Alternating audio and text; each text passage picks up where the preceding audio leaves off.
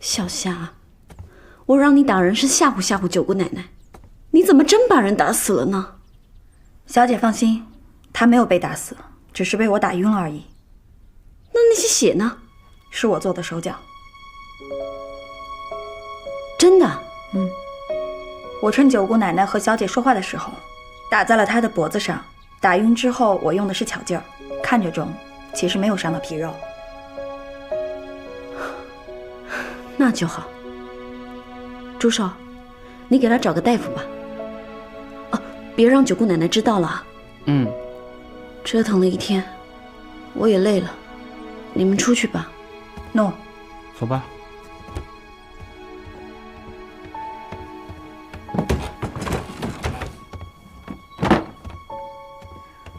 邵总管，小姐应该还没有惩罚过别人，还是下不了狠心。小姐是朱府唯一的血脉了，她要不狠一点儿，将来谁带着我们朱府往前走啊？邵总管，这些事儿太为难小姐了吧？放心吧，小姐不是脆弱的人，自己会想通的。走吧。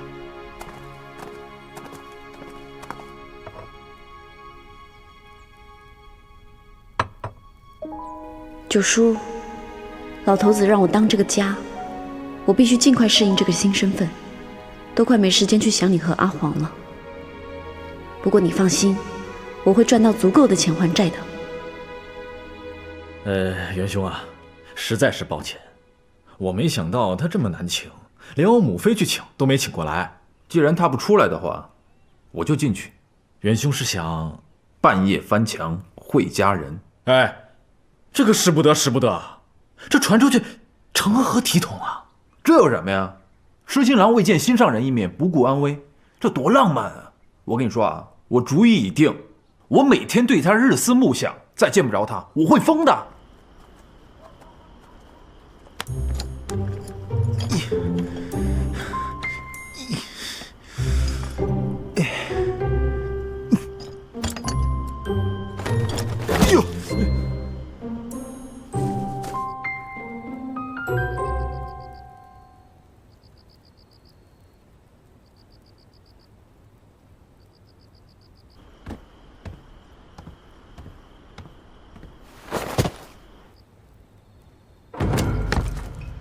这里应该就是朱府孙小姐的院子了吧？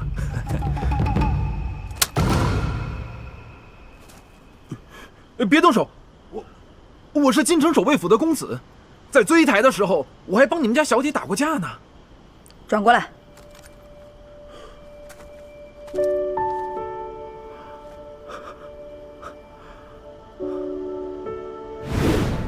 我挡着他们，你们快走！为何要半夜偷偷闯入朱府？你比在酒楼那天更美。不是，在下袁崇，家父是京城守备。不是，我手左兵书，屈原以中进士。我尚无婚配，更为娶妾。我过几日就要返家。你等下，我走之前我就想见姑娘一面。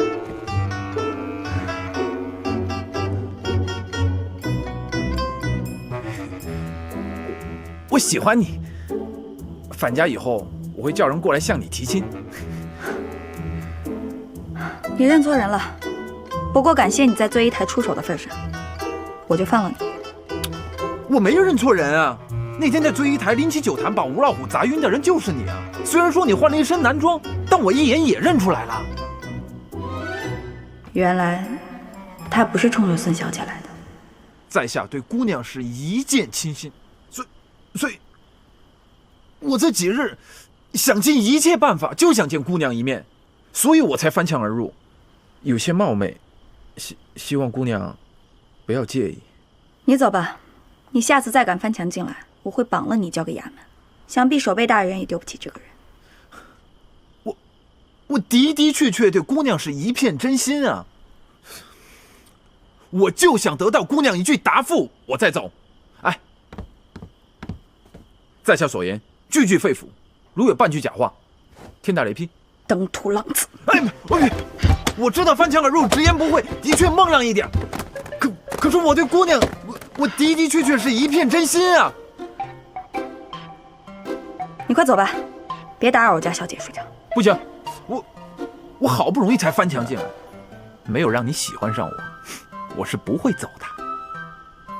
哎，姑娘，你刚刚说你们家小姐，你不就是朱府的孙小姐吗？不是也没有关系，我喜欢的是你这个人，不是你小姐的身份。真的，你要相信我。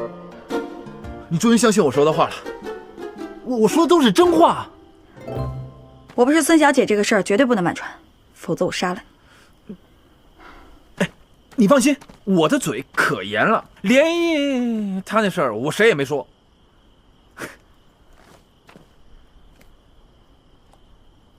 你认识连一克？不，我不认识啊，没听说过呀。我要去见他。听说连一克最常出没京城一带，公子是守备府的人，想必认识的人也不少，可知道连一克的下落？姑娘，我真的不认识他。那公子请回吧，希望公子能信守承诺。哎，你找他有什么事儿吗？想谢谢他那天一箭相救，如果公子遇见他，告诉他有空来趟苏州，有人想见他。你想见他？你该不会因为那一箭你就喜欢上他了吧？我告诉你啊，你赶紧死了这条心吧。他心里早就已经有人了。公子遇见他，告诉他便可，其余的等他来了再说。我遇见他，我也不会告诉他。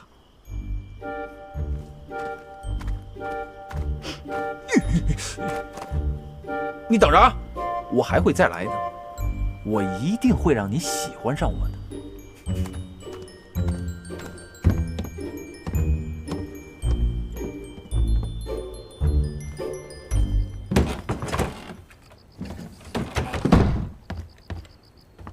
回来啦，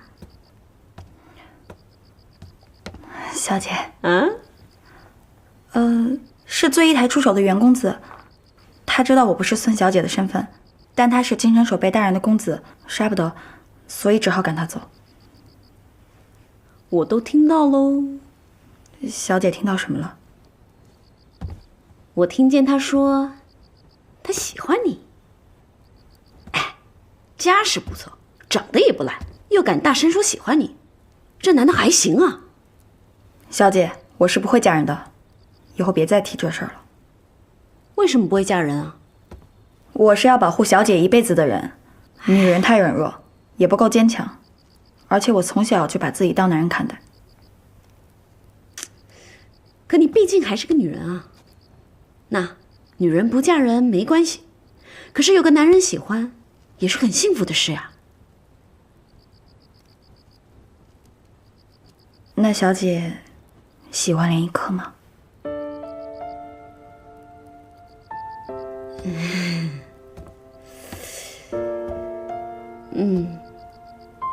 我听袁公子说起连一克的神态，他可能认识连一克。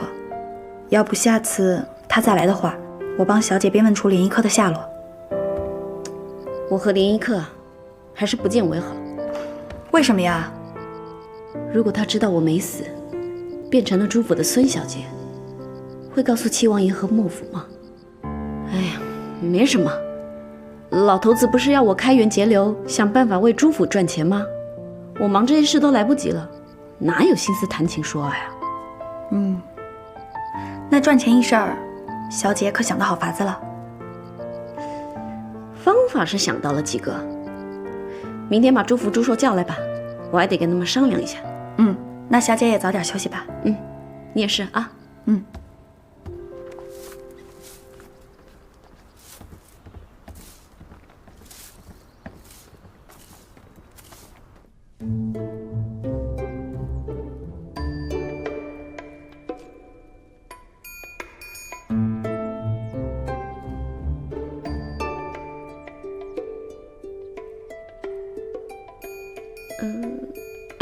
做生意，做。哦，我帮你写。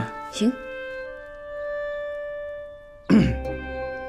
小姐啊，你想把钱借给穷人，既不开源也不节流，我们还得自己添好多银子进去，而且还要担心他们能不能按时还这个钱。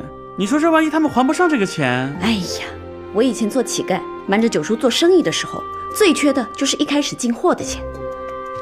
后来生意慢慢顺了，缺的又是扩大经营的钱。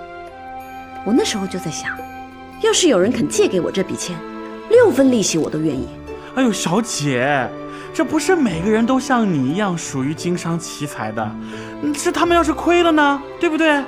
我觉得还是把钱贷给商人比较稳妥，比较保险。那可不见得，借贷给商人，投入更多，风险更大，而且商人才看不上那些碎银呢，普通老百姓身上也不缺，缺的就是那些被苛捐杂税掏光家底的穷人。我们借钱给他，不就是雪中送炭吗？皇上现在征税确实极重，穷人也多了不少。不过他们都是以农耕为主，懂得做生意的极为少数。所以我的担心跟朱寿一样，因为咱们做生意有时候货款都会被拖欠，如果他们真的亏了，就是没有钱还给我们，咱们该怎么办？对啊，所以我们要考察啊。一开始的时候，我们先别借得太多，等他们按时还款之后才能再借。信誉是要慢慢积累的，而且这些穷人，他们不比那些经常做生意的商人油滑，他们都是穷苦大众，机会对他们来说很难得的，一旦得了钱，就会善加利用。就算有不还的人，也只是少数，亏不了多少钱的。何况我们还能采取连坐的方法，要是一个人不还钱，那他周围的邻居也都不能再借钱了。穷人也是看重脸面的，总不能得罪所有的邻居吧？哎呀，借钱给穷人做生意，肯定会立刻提高朱府在江南乃至于全国的名气，搞不好连皇上都要嘉奖咱们朱府帮助穷困百姓呢。而且一旦朱府在全国的声望越来越高，就会有越来越多的人想要跟朱府做生意，这样朱府在其他方面的生意肯定也会蒸蒸日上啊。对，哎呀，小姐说的极是啊，我怎么就没想到呢？你想啊，借贷给商人古来有之，一点都不稀奇，但借给穷人，这可是开天辟地头一回啊，这绝对是可以载入史册的呀。而且借钱这个事儿吧，它传得特别快，1传10，10传100，100传1000，1000传万，一下子全国就都知道了。知道朱府的人越多，到我们朱府店铺上买东西的人越多，这样我们生意就会越来越好。就这么说来的话，这买卖能做啊，是吧？这个方法虽然周期长，不过绝对是个不亏本，而且会获得巨大利益的生意。哎呀，两位总管，怎么样？做还是不做啊？一切听小姐的。哎呦，看看呐，孙小姐才来我们朱府几日啊，就帮我们朱府解决了这么多的问题，简直就是朱府的福星啊！以后啊，我跟朱福跟着小姐做事儿，特踏实，特放心。你少给我灌那些甜言蜜语了。我是觉得还有一些地方不是很完善，你们再帮我看看啊，别让人钻了空子。好。听说了吗？朱府在借钱给穷人做生意，每人可借3两银子，可分3个月还，每个月只还1两银子和1点利息就好。而且提前还钱还不用利息呢。有这种好事？我也不知道是真是假，好像是新来孙小姐提出来的。要是能借到银子，我就能把我那小摊铺支起来了，到时候就再也不用天天看掌柜的脸色了。真有这好事啊？那你还不赶紧去看一看？现在这朱府钱庄里应该已经全是人了吧？你要是晚点去你连挤都挤不进去。你先帮忙收拾着我去找掌柜的请假去。你先帮忙收拾着。好，快去。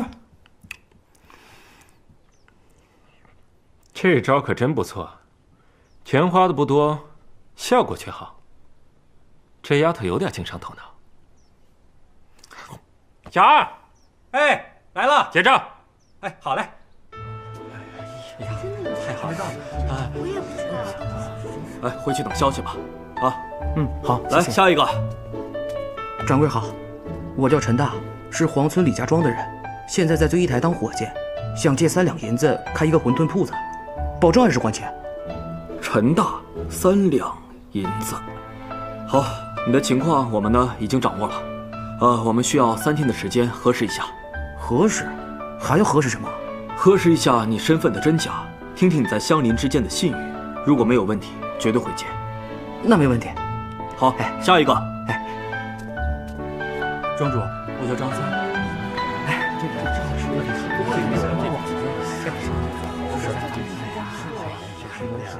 看来我们不能光玩，得办点正事儿，要不然这朱府还上了银子，老爷子非骂我不可。2下午去3啊，2去8进1，简不简单？来，你试试。来，懂了。1点。2，下午。小姐，几位姑奶奶又来了。又来？哎呀，现在正是节流的时候，老头让我管他们的账，可算是要把他们给得罪了。哎呀，不行，我先躲一躲。小霞，帮我挡住他们啊！拿着，跟上。快，拿上！快！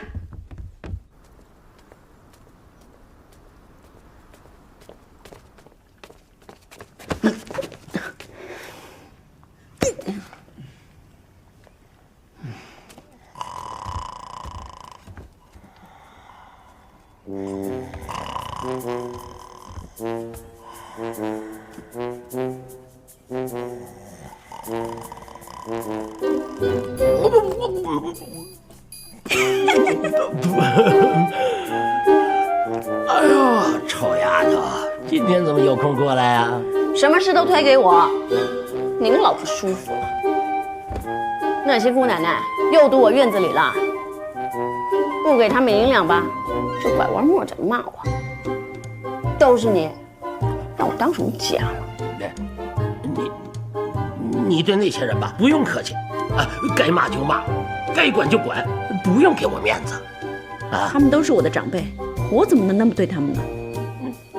现在是你当家哎，你得有一点大当家的风范。这个家你最大。真的？那当然。那好，今天就从老太太房间开始吧。这什么意思啊？丫头，等等我。哇，这么大块玉，值不少钱吧？这是老太爷最喜欢的白玉圆雕，700两。700两？哇，这窗这么大，还用胶什么？胶娟啊，对，胶娟，我在咱们诸暨的绸缎部看过，这起码得用2匹吧？得2匹多。2匹多，那多少钱呢180两。180两，这个我知道，很名贵的黄花梨。小姐识货。挺值钱的啊。那多少呢？得1000两出头。1000两出头啊！哇，这木头漂亮。沉香木。这是沉香木。别，小姐，慢点摸，这根快值2000两了。2000两？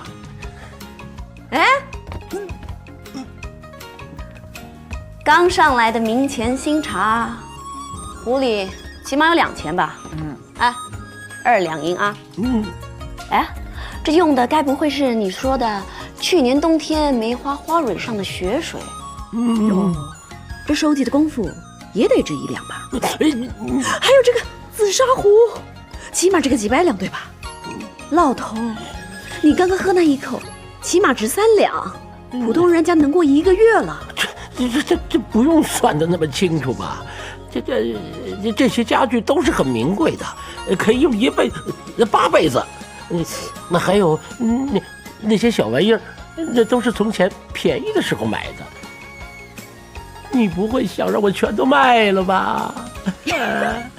别担心，把那些全卖了也不过是些碎银，还塞不了牙缝呢。如今要开源节流，我不过是想让朱寿算笔账给您听。朱寿，报个数给老太爷听听。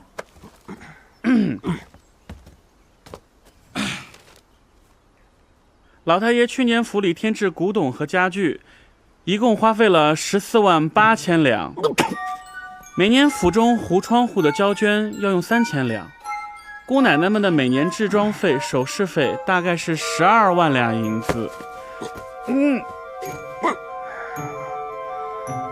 至于厨房，每年光花在燕窝和人参上的费用，就差不多1万4千两。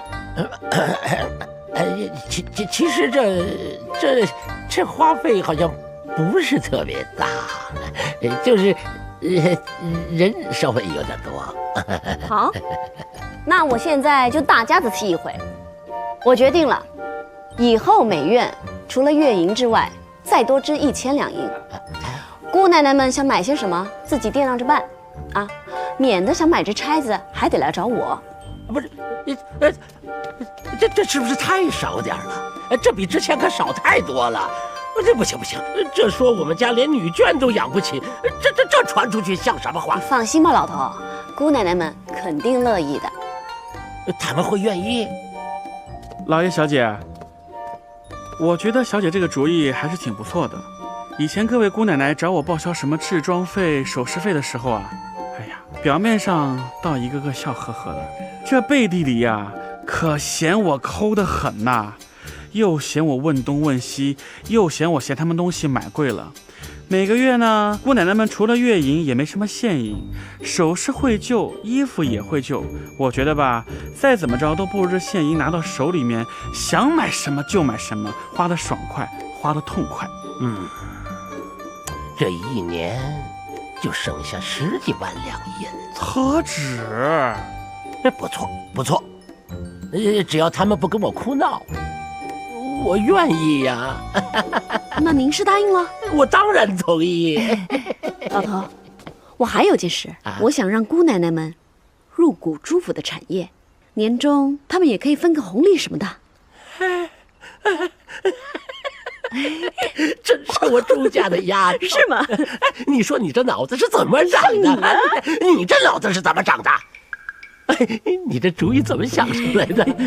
每年给他们1000两银子，转手就把这1000两又拿回来，而且他们手上有多少闲钱都得扔给你，是吗？你这脑子是怎么长的？怎么想不出来呢？那您是同意了？这我当然同意了。你那些姑奶奶和他们那些亲戚，在我们那个店铺里都干活呢。从前吧，都是为了朱府干，一个个都像蛀虫一样。现在呀，都是给自己干了，那还不得屁颠屁颠的呀？是啊，那我就去跟他们说了啊。好，朱寿，走。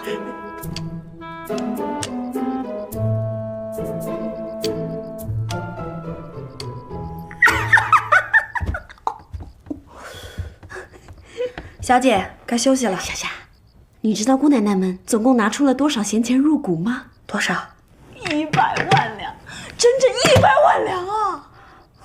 哎，要是朱府再多几位姑奶奶，那就好了。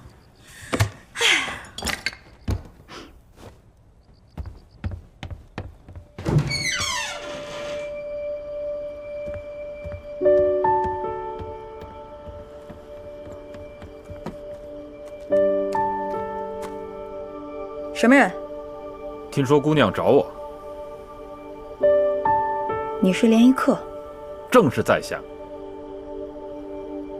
他来了，他真的来了，他是来找我的吗？不行，九叔说过要防着七王爷，为什么要防？至今还没查清楚。我能出去见他吗？姚氏七王爷是个十恶不赦的坏人呢，我出去，岂不是陷朱府于危险当中吗？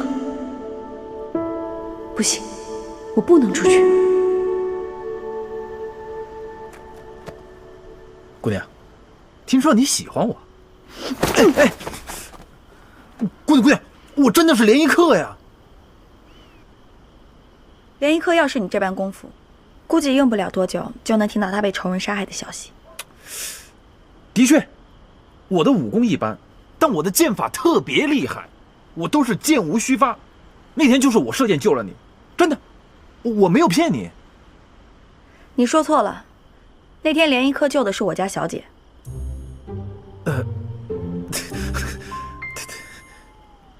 你看我这记性，那天是我一时没看清楚，弄错了。对，我救的是你们家小姐。袁公子，你要么就跟连衣客一起来，要么就别来自讨苦吃。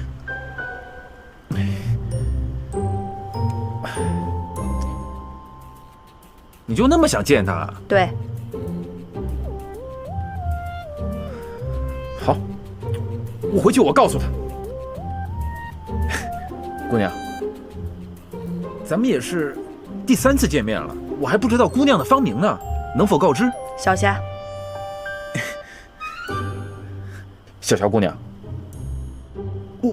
我的功夫的确不及连衣客，哎，但我人好啊，而且我是真心实意的对你好。哎，等你见了连衣客你就知道了，他天天冷着一张臭脸，哪有我天天这么哄你开心的好啊，对吧？我保证，我一定会让你喜欢上我的。别！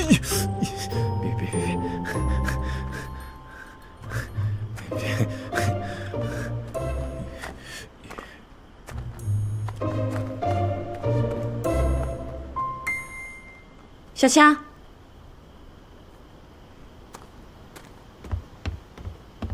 小姐，我不是跟你说过，我现在不想见连衣客，你别自作主张，把他给带来了。可是袁公子已经离开了，要我追上去吗？不用了，我是说，不用追了，反正听他的语气，他也不见得真能把人带来。我要去睡觉了。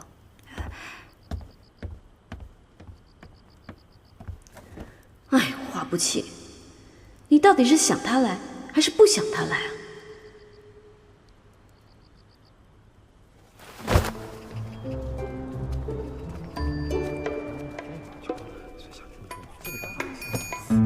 哎，客官要买烟花吗？您看看，你们这里是朱府的产业吗？啊，是。小人的烟花爆竹都是朱府的工坊生产的，质量绝对有保障。是吗？那我的这位病人被朱府的烟花炸伤了眼睛，该怎么办呢？公子休要胡说，江南朱家做生意有口皆碑，你是不是搞错了？还是想谎称被朱家的烟花炸伤，想讹诈朱府？算了，我懒得跟你说。听说你们现在朱府的产业是孙小姐当家，去把你们家孙小姐喊过来。哼，我倒要看看，这朱府的烟花炸伤了人，孙小姐也是否跟你一样推诿？孙小姐岂是你想见就能见的？哼，孙小姐的病是你们家福寿总管把我绑了过去才帮她治好的。你说我有没有资格见她？哎，那不是东方神医吗？前几日不见了，今日怎么又突然出现了？哼，啊，原来是东方神医啊！小人有眼不识泰山啊！我这就去禀告朱府的老太爷，请老太爷定夺啊！您稍等，稍等啊！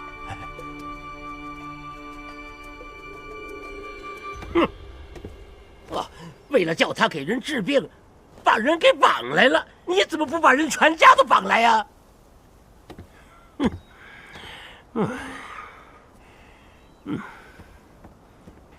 哎呀，老爷，这事儿真不能怪我们俩，都要怪东方神医，说什么救贫不救富。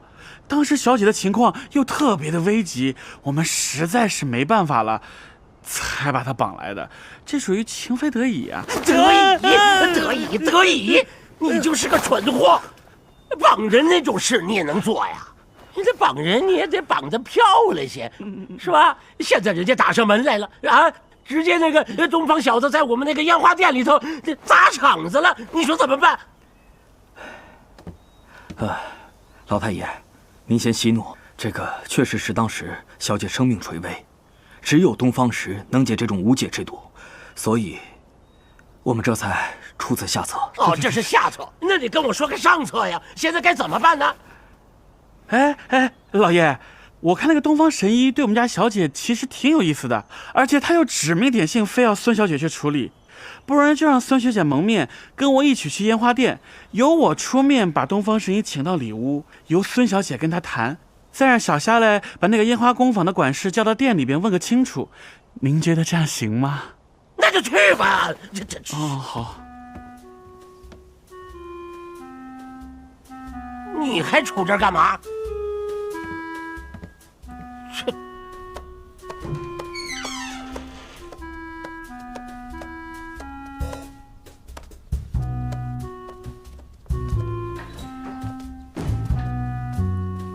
小姐，这个就是救你性命的东方神医。拜见东方公子，多谢公子救命之恩。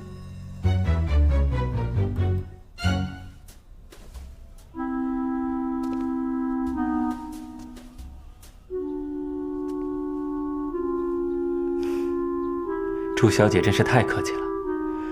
之前朱府的人把我绑过去给你治病的时候，他们可没对我这么客气。他们是担心我的伤势，才会出此下策。小女给公子赔不是了。你不用给我赔不是，你应该给我的这位病人赔个不是。我虽然保住了小虎子的双眼，但是他的视力能不能完全恢复，还得再观察。这到底是怎么回事？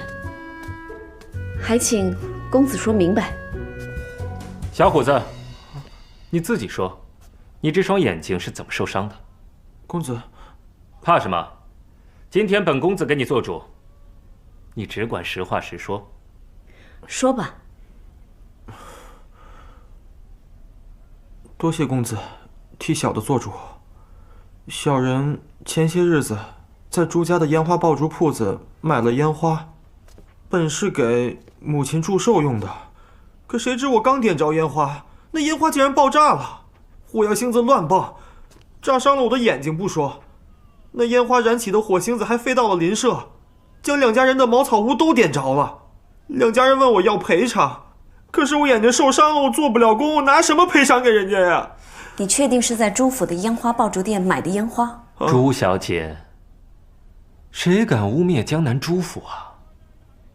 要不是有十足的证据，这一个小小的平头百姓，怎么敢来朱府的店里讨要公道？公子误会了，我不过是想知道事实而已。你们不必怀疑小虎子，这朱府的烟花炸伤了人，可不止这一起呢。我无意间保住了小虎子的双眼，想如果真是烟花所伤，朱府同一批烟花数量应该还有很多，所以特意查了一下。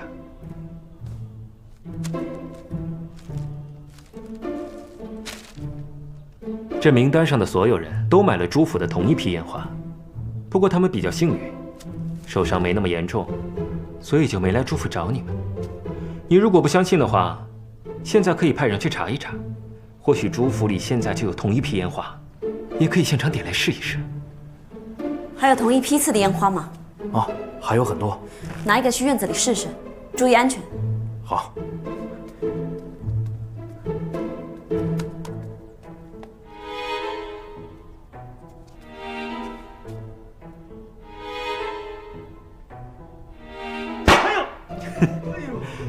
这个掌柜我可以帮他免费医治。不过朱小姐，这朱府卖的到底是烟花，还是要人命的火药啊？朱家卖出的东西出了问题，朱府一定会负责到底。哦，怎么负责？这位受伤的小兄弟有多少损失，我朱家店铺悉数赔偿便是。名单上的5个人也一样。不过，小女子有2个问题想请教公子。朱小姐，请问，这小虎子的眼伤可能医治？唉，在下尽力而为。公子说笑了，既然连神医都这么说，那我想应该是有10成的把握。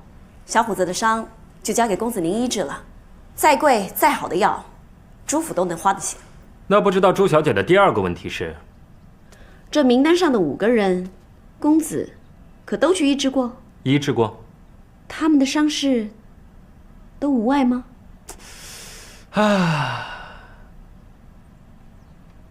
同样一句话，在下尽力而为。小女子明白了，多谢公子。小姐，我刚到烟花爆竹工坊，正好撞见这个家伙逃跑。如果我猜的没错，是你在烟花成分里动的手脚吧？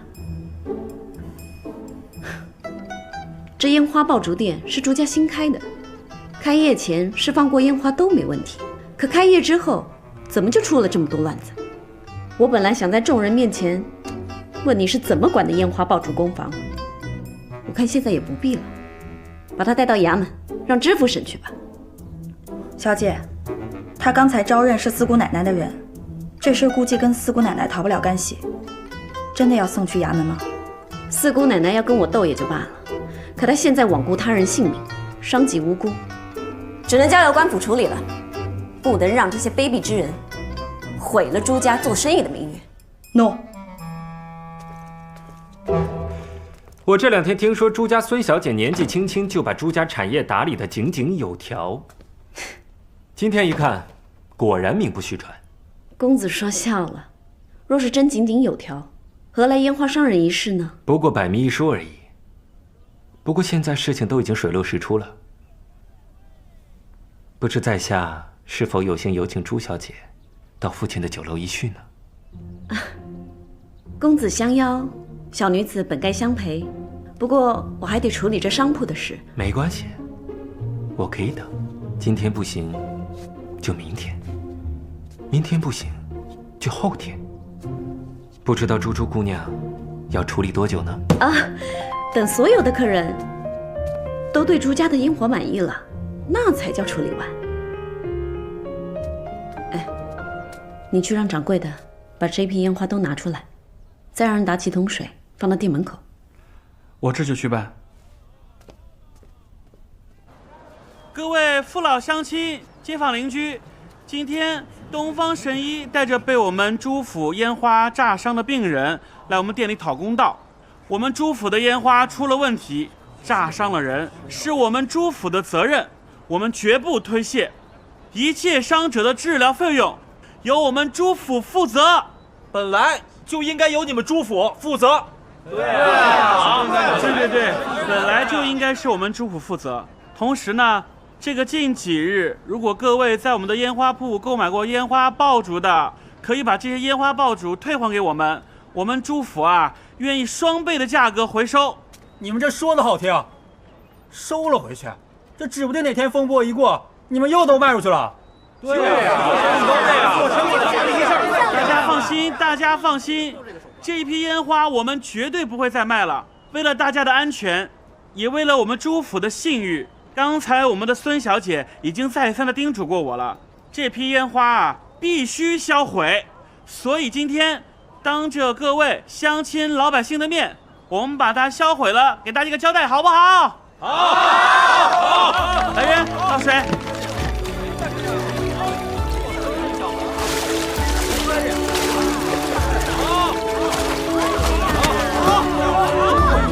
大家看见了吧？这就是我们朱府对自家商品的要求，不管是烟花爆竹、丝绸茶叶，还是金银首饰，质量必须是1等1的好。我们小姐说了，从今日起，但凡有人发现我们朱府卖的东西商品质量有问题的，赏银10两。欢迎大家监督。咱们赶紧去朱府的首饰店看一下。对啊，说不定还能赚10两银子呢。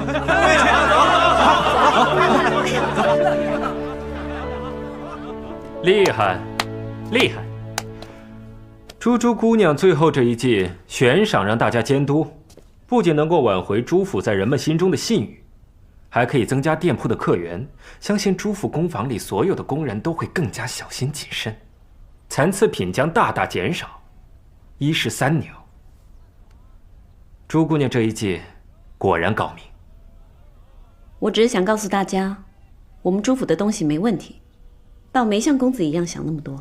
珠珠姑娘做事雷厉风行，年纪轻轻就这么有商业头脑，哼，看来朱家大展宏图的日子不远了。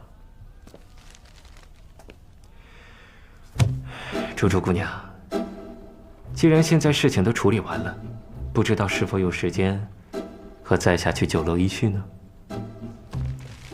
我还得去工坊一趟啊。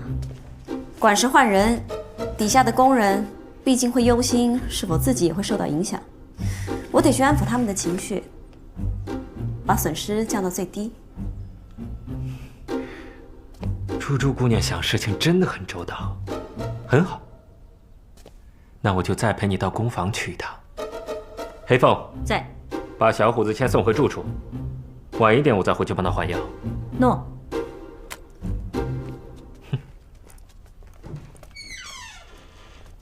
小姐，事情全部办妥了啊，那就好。你再去安排一位新的管事，安抚好底下的工人。东方公子盛情邀请，我陪他去酒楼说说话，那些事就麻烦你了。小姐，不如我让醉姨台把酒菜送到这里来，您觉得如何？我只是想陪你们家小姐去酒楼聊一聊，不会把她怎么样。况且，她的病还是我治好的，没有我就没有现在的她。你不必对我这么谨慎吧？没事，小夏待会儿就回来了，有他陪着我，你放心吧。好，那我先去工坊一趟。前几日我偷偷溜出朱府，差点被人杀死，他们才会那么谨慎。还请东方公子见谅。如果东方神医不害怕跟我在一起有危险的话，我们待会就去醉一台。此事我也听说了。不过珠珠姑娘请放心，今日有我在，我善解毒，更善于下毒。